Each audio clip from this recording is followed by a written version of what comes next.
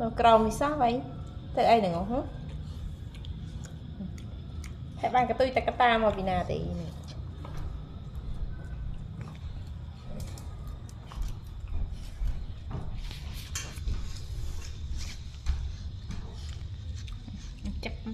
chấp sang với nó.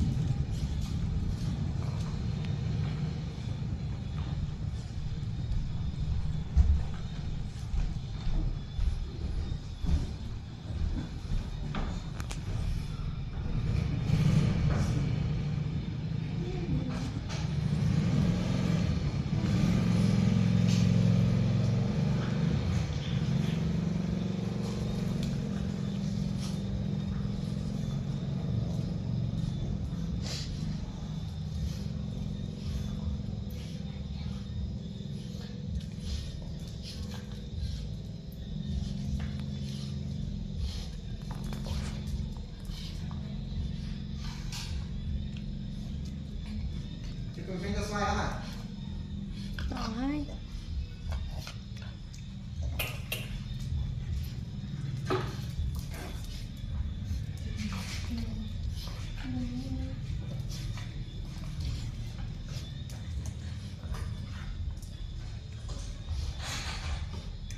Nhiều chơi hot tới với cái tôi nè. Đấy chơi hot tới với.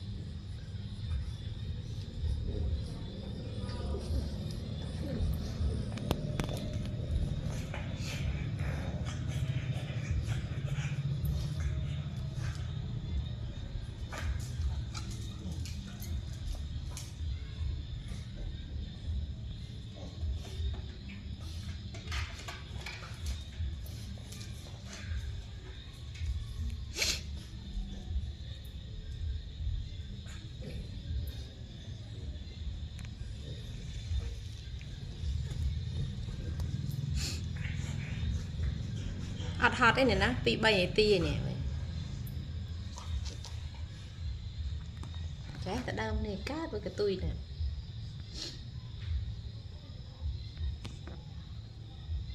Cái tôi ta cái ta một tích. Cái tiền cái đi. Cái tiền. Là bố đấy.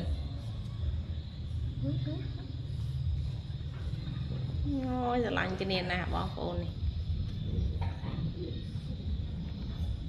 Lạnh cái nền mà la cái từ này. Cái từ bạc chư gặp bon. Chuồn. Ê chủ. À. Lạnh cái nền ăn du hô hả? Cái sầm rạ kì. Ấy cái hot này nữa. Ấy gì lừ. Ở đây kì. Cái gì. Chúc bà Trương ơi,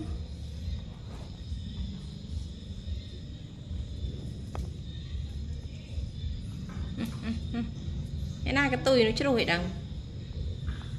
Cái tôi ta tà.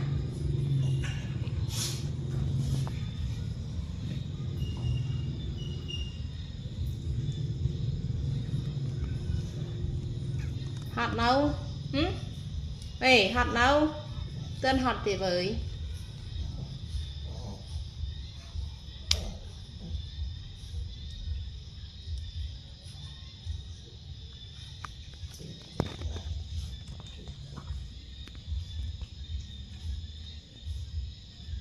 bắt chọc lên mẹ nó mù rù mày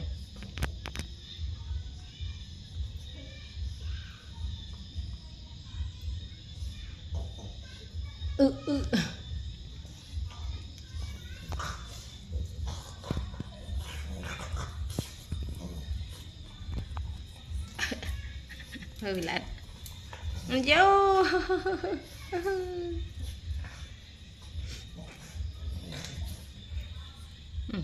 anh tôi thế bà nào nó cái trâu kì mà cái thứ ngà po hay nè chua trâu mê nè trâu á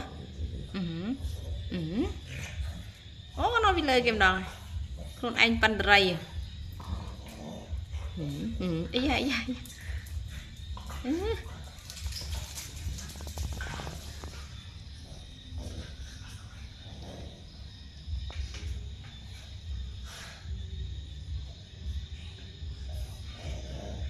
ăn chọc bên này với ê bạn này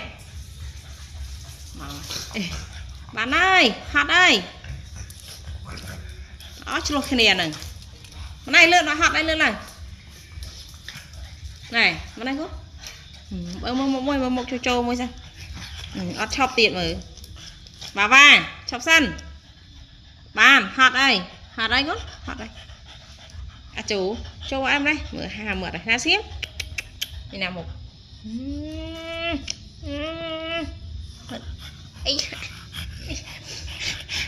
một cái ngọ trạ này một luôn ấp trọng tiệt ấy rồi cho nó vào tao mới thử mau tiệt đây mau tiệt ôi trời mày hay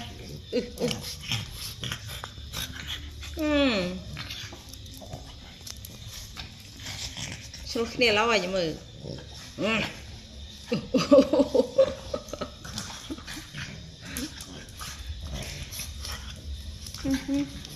này bạn ơi cho cái này lâu hay bạn này à bạn này